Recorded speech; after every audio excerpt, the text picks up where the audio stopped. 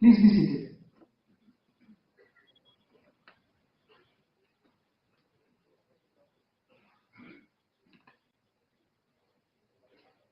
Srimati Droupadi Murmu, Honorable President of India and Supreme Commander of Armed Forces, Shri Siva V. Mayyanathan, Honorable Minister, Government of Tamil Nadu, distinguished guests, ladies and gentlemen, a very good morning. It is a matter of great honor and pride for the Defence Services Staff College to host the Honorable President of India and the Supreme Commander of Armed Forces in the Sekho Auditorium, which has been named after Flight Lieutenant Nirmaljeet Singh Sekho, who was awarded the Paramveer Chakra in the 1971 operations. May I now request Lieutenant General Virendra Vats, Yudh Seva Medal, Sena Medal, Vishisht Seva Medal, Commandant Defence Services Staff College to deliver the welcome address.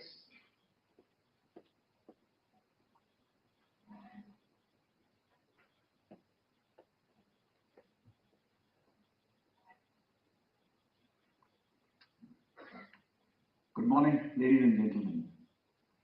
On behalf of all ranks of Wellington Garrison, I take this opportunity to extend a warm welcome to Honorable President of India, Shrimati Droupadi Murmu, to the Defence Services Staff College. I also welcome Shri Siva Mayyanathan, Honorable Minister, Government of Tamil Nadu. Madam President, it's a matter of great privilege and honor for us to host the Supreme Commander of the Indian Armed Forces. Seated before you are 480 student officers of the 80th Staff Force, faculty of the college, officers of the Madras Regimental Centre and Wellington Garrison. The student officers are drawn from 3 wings of our armed forces and allied services. We also have representation of 38 international student officers from 26 friendly foreign countries. The 45 weeks long course currently underway is scheduled to be completed on 12th April 25. Aim of the course is to train and educate selected officers of the armed forces for staff and command functions across the entire spectrum of conflict in single and joint service environment, in appointments tenable by majors to colonels in the army and equivalent ranks in the Navy and Air Force. Madam President, the Defence Services Staff College is a premier tri-services institution. The graduates of our college form the edifice of the command and staff structure of our armed forces. The motto of our college is Yuddham Pragya in Sanskrit, meaning to war with wisdom. Our vision is to strive to be the center of excellence in single service as well as joint services, operational planning and staff work in the armed forces. Madam President, as you are aware, the ever-changing character of war, shaped by rapid technological advancement, demands a paradigm shift in how we prepare our future military leaders. Warfare is no longer confined to traditional battlefields. It now spans across multiple domains to include artificial intelligence, autonomous systems, and information warfare. To effectively respond to these challenges, military education must evolve to foster intellectual agility, inter-domain synergy, and a profound understanding about changing landscape of warfare. Only through this transformation can we ensure that our officers are equipped to lead with strategic foresight and operational precision. Here at the Staff College, it is our constant endeavor to prepare our officers to meet these challenges, thereby shaping the right trajectory for the future of our defense forces. Our focused endeavor is realized due to the professional competence of our faculty from the 3 services. They serve as role models and mentors for student officers and focus on jointness integrations at the tactical and operational levels. Our college, Madam President, is affiliated to University of Madras, and on successful completion of the course, our student officers are awarded a master's degree in Defense and Strategic Studies.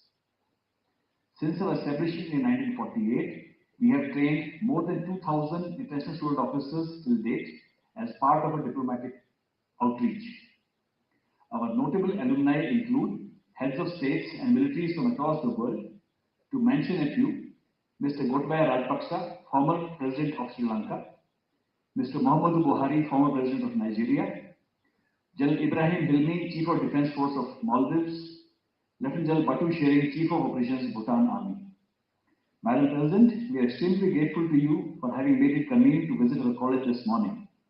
Your visit shall inspire all of us here to fulfill the mandate bestowed upon us with a sense of patriotism and professional pride. Jai Hind.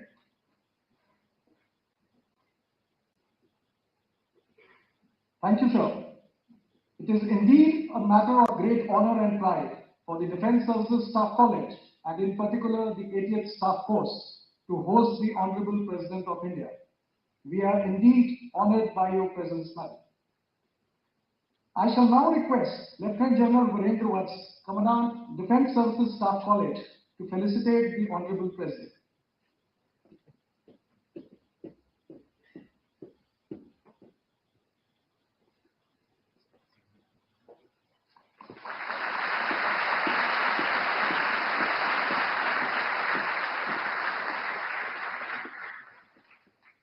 May I now request the Commandant to present the memento to Shri Siva V. Mayyanathan, Honorable Minister, Government of Tamil Nadu.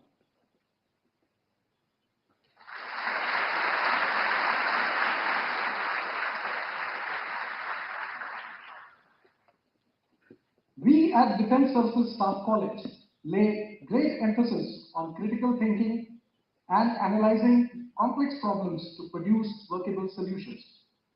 To that effect, it is important for the officers undergoing the staff course to have a deeper understanding of major issues being faced by our country in various domains. We utilize the great diversity and knowledge amongst ourselves to promote peer learning. To share their views, we shall now have one international student officer who shall share his experience about India, and one woman officer who shall speak about women in armed forces. Now I call upon Lieutenant Colonel Philip Tete from the Republic of Ghana.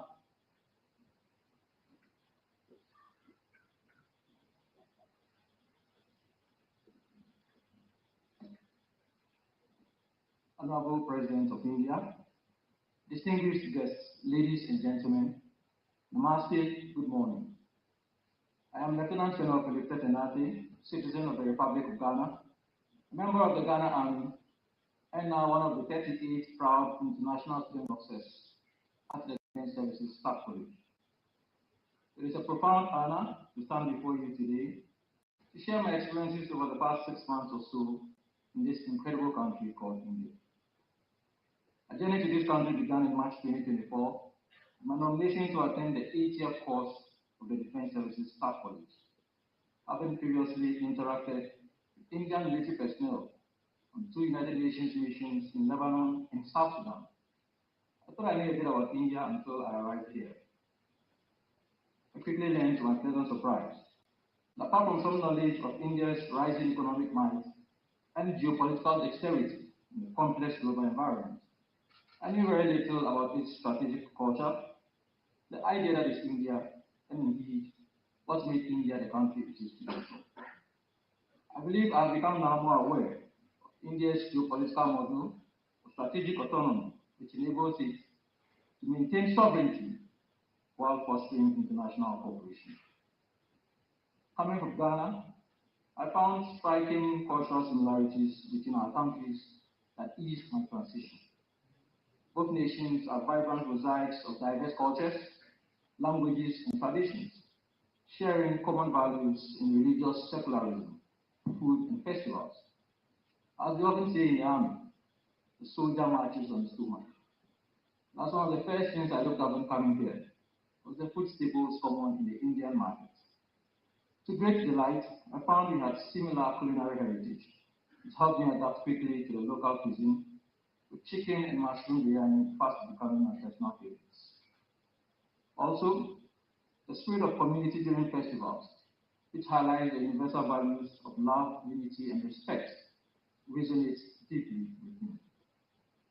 I always look forward to the festivals in India because more than the values they project, they also offer the much needed public holidays, which gives students some respite from the fast-paced, rigorous academic activities that this citadel of knowledge provides. That said, Honorable President, permit me to acknowledge the excellent training at this college, which has become a natural part of my experience in India. Being a beneficiary of many foreign military courses, I can attest that the training here is world class. The staff are hardworking, directing staff very professional, not least the student officers who are warm and friendly. Exploring some of India's diverse landscapes has been a privilege. My visits to the majestic forts of Droupadi, the golden sands of the Sama have left me in awe, while the salubrious climes of Wellington and the serene hills of Uti, traveling on a diesel-powered engine train, have offered a tranquil escape into nature's embrace. My highlight perhaps has been a visit to the Isha Foundation in Coimbatore, where the displays and programs reflect a deep understanding of the human experience. Honorable President, ladies and gentlemen, as I conclude, I would like to appreciate India's initiative for establishing the Indian Technical and Economic Corporation that allowed me to come to India in the first place, to learn from its rich cultural heritage, and to engage with its people. Thank you, Honorable President, for your leadership and the opportunity to share my experiences. Once again, I say thank you without it. I now call upon Wing Commander Priyanka Sarkar from the Indian Air Force to share her experience.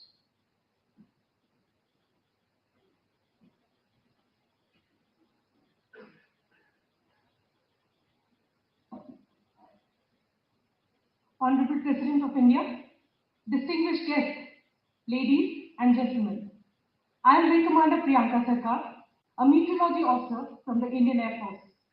It is an honor for me to share my experiences as a proud representative of the Indian Armed Forces and reflect upon the strides made by women in service to the nation. Indian Armed Forces are the flag bearers in upholding the values of our Constitution. Their dedication, skill, and commitment are the true measures of success.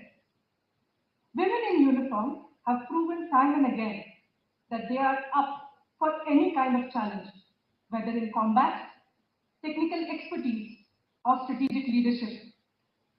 Our contributions have not only been duly recognized, but also celebrated, reflecting the inclusivity and progressive ethos of the military. As a senior meteorology officer at a fighter air base, I have been entrusted with critical roles in operational planning and leadership. Such responsibilities highlight how the Indian Armed Forces place their faith in individual capability and performance, regardless of gender.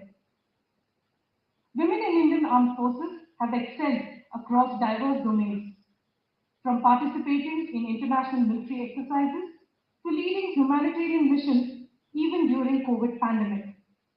I and many like me have demonstrated resilience, adaptability, and unwavering commitment. These past achievements are a testimony of our readiness to take on any task in line with our nation's evolving perspective on equal opportunities. Training institutions such as the Defense Services Staff College exemplify the commitment of the armed forces towards empowerment, inclusivity, and professional excellence. Guided by its motto, Yuddham Pragya, to war with wisdom, this institution prepares officers to think strategically, lead decisively, and address the complexities of modern warfare. Each officer is valued as a national asset, a vital contributor to the collective mission, As the sole woman officer from the Indian Air Force in this course, I have experienced this inclusivity firsthand. Ladies and gentlemen, women in uniform also bring a unique strength in balancing professional and personal roles. Many of us serve as officers while fulfilling roles as partners, daughters, and mothers.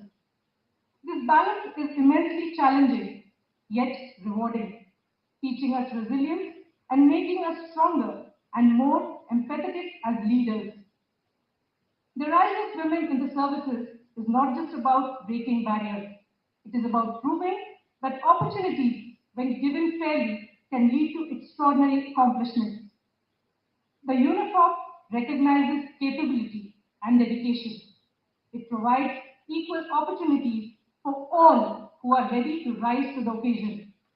I extend my heartfelt gratitude to the Honorable President for being a beacon of inspiration to countless individuals in the armed forces, thereby demonstrating through her own achievements the power of perseverance and dedication. I am profoundly grateful to the Indian Armed Forces for fostering an environment where each individual can thrive based on their abilities.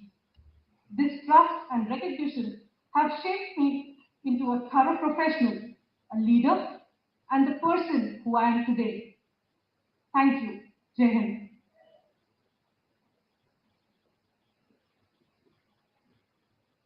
Thank you, officers. On behalf of Tamil Nadu Defence Services Staff College, may I now request the Honorable President, Shrimati Droupadi Murmu, to address the officers and ladies of Wellington Garrison.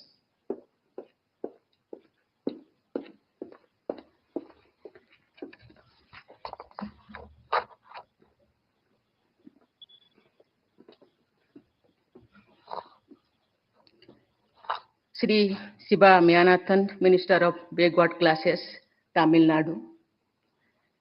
Commandant Defence Services Staffs College, Lieutenant General Virendra Bhatt, senior officers, faculty members, and student officers. It is a great pleasure to be among you all at the premier tri-service joint training institution of the country. I am impressed by the beautiful campus of Defence Services Staff College placed amid the spectacular Nilgiris and surrounded by lush green tea gardens and rich variety of flora and fauna. Dear officers, I congratulate you all for getting selected through a top competitive examination. I also welcome the 38 international student officers from 26 countries who are attending this course.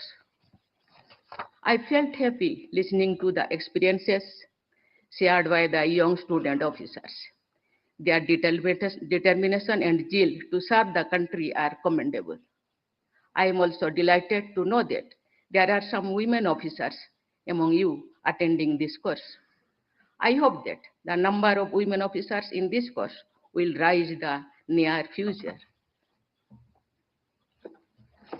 Women are already making their mark in every field, including our armed forces. I was glad to meet the women officers deployed in Siachen, the world's highest battlefield. Women officers are now commanding various units in all the three services. I am glad to know that in Indian Navy, a lady officer has been posted as commanding officer of the frontline warship for the very first time. Earlier this month, on board INS Vikrant, during my day at sea in Goa, I met the young and energetic women Agniveers and women sailors. The increasing strength and role of women in all spheres is encouraging and inspiring for all, especially young girls. I look forward to witnessing more and more women joining armed forces where they can demonstrate exceptional capabilities and break new ground in uncharted territories. We must remember that women warriors have written glorious chapters of Indian history in not so distant past. Dear officers, The Defense Services Staff College has made commendable contribution to training and educating the potential leaders of armed forces of India and friendly foreign countries and selected civilian officers. I am happy to note that the institution has carried out constant upgradation of the infrastructure over the years with emphasis of digitization. Over the past 7 decades, DSSC has played a major role in philosophically grooming the middle level officers. It has the unique distinction of having a composite, multi-service and multinational group of student officers and a professionally enriched faculty.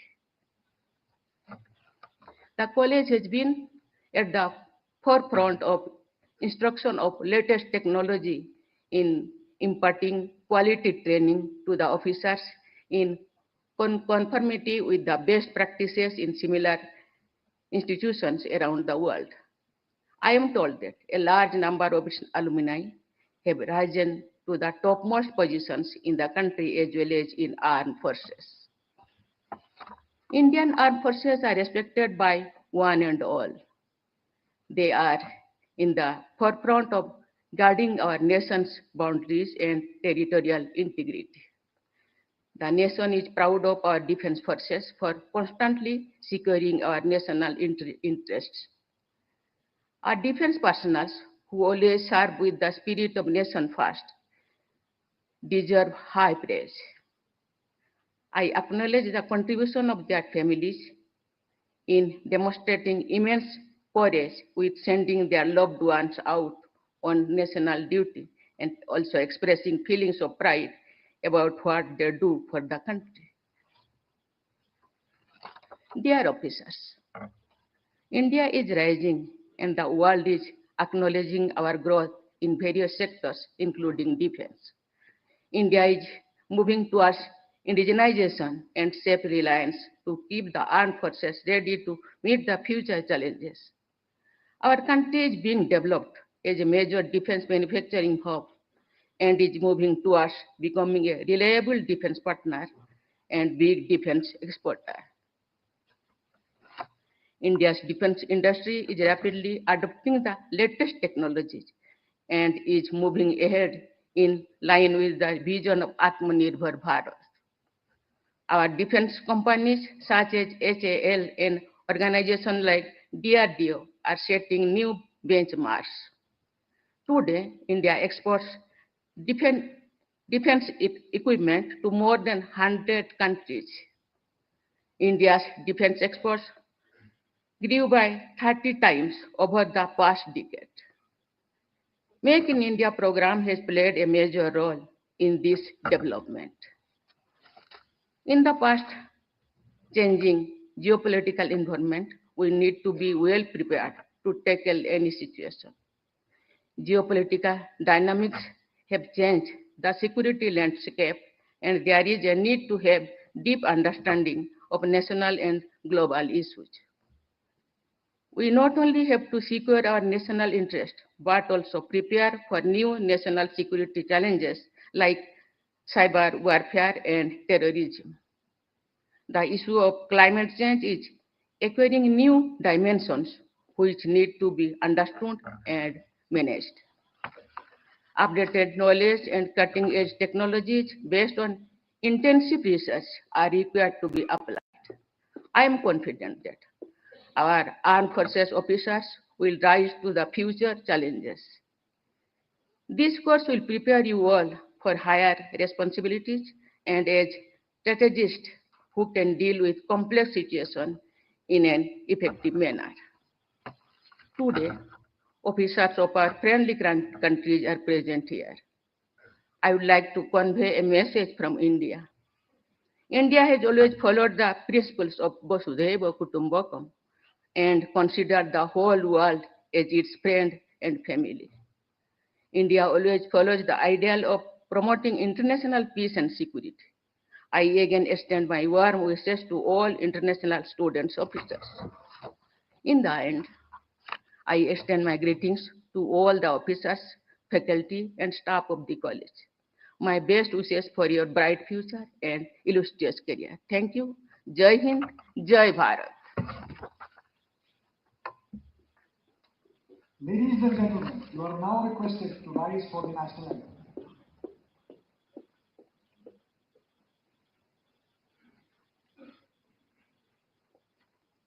The national anthem.